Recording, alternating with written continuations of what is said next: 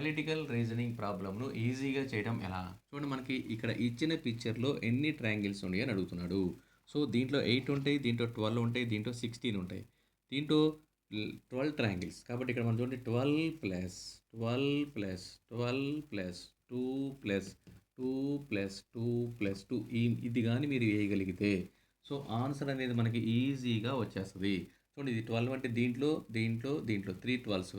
ఈ 2, 2 ఏందంటే ఇదిగోండి ఈ 2 యాడ్ అవ్వటం వల్ల బిగ్ ట్రయాంగిల్స్ పెద్ద ట్రయాంగిల్స్ 2. చూడండి ఈ రెండిట్లో దీంట్లో ఒక 2. ఇవేంటి చిన్న ట్రయాంగిల్స్ చూడండి ఇదిగోండి ఇవి 2 ప్లస్ 2 దీంట్లో 2 ప్లస్ 2. సో, మొత్తమును మనకి 44 ట్రయాంగిల్స్ ఉన్నాయి. So, answer is option A easy. Series non verbal ప్రాబ్లమ్ను ఈజీగా చేయటం ఎలా? సిరీస్ చూడండి 1 2 3 4 నెక్స్ట్ వచ్చే ఫిగర్ని మనం గుర్తించాలి. ఇక్కడ 1 లైన్ 2 లైన్స్ 3 లైన్స్ 4 లైన్స్ ఈసారి మనకి 5 లైన్స్ రావాలి. సో, ఎలా రావాలి ఇక్కడ నేను ఆన్సర్ గీసి చూపిస్తున్నాను చూడండి. ఇక్కడ ఏమైందంటే ఇక్కడ క్లాక్ వైజ్గా ఇది ఇటు తిరుగుతూ ఉన్నది. చూడండి ఇక్కడ నుంచి ఇక్కడికి ఏమైంది 1 స్టెప్ వచ్చేసింది. ఇక్కడ నుంచి మళ్ళీ ఇటు ఇక్కడ నుంచి ఇటు ఈసారి ఎక్కడ రావాలి కిందకి రావాలి. అంటే ఇక్కడికి రావాలి మళ్ళీ ఒక లైన్ పెరగాలి. ఇక్కడ 1 లైన్ 2 లైన్ 3 లైన్ 4 లైన్ ఇప్పుడు మనకి 5 లైన్స్ రావాలి. ఇది ఇక్కడికి వచ్చేసింది కదా 1 2 3 4 5. సో, ఇలాంటి ఫిగర్ మనకి ఎక్కడ ఉంది ఆప్షన్ బిలో ఉంది.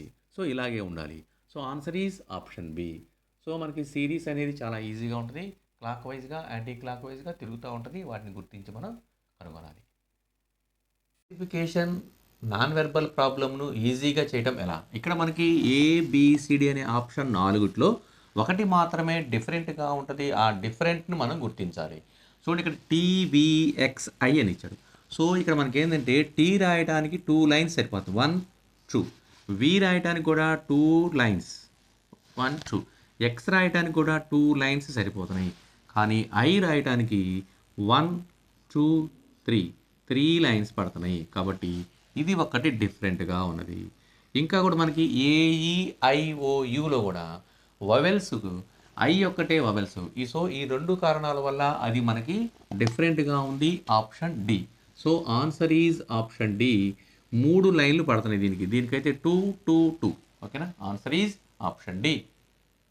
టెక్నాలజీ నాన్ వెర్బల్ ప్రాబ్లమ్ను ఈజీగా చేయడం ఎలా? చూడండి ఇక్కడ మొదటి రెండింటికి పోలిక ఏమన్నాడు. ఇక్కడ ఏమి ఇచ్చారంటే మనకి చూడండి ఇక్కడ ట్రయాంగిల్ స్క్వేరు సర్కిల్ ఇచ్చారు. సర్కిల్ పెద్దగా అయిపోయింది.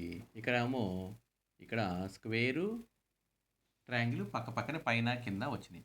అలాగే ఇక్కడ ఏమవ్వాలి మనకి ఇక్కడ ఇటు సైడ్ ఉన్నటువంటి ట్రయాంగిల్ పెద్దదైపోవాలి. పైనేమో సర్కిల్ రావాలి, కిందేమో స్క్వేర్ రావాలి. ఇదే కదా మనకి 1 2 3 లాయలేడు 1 2 3.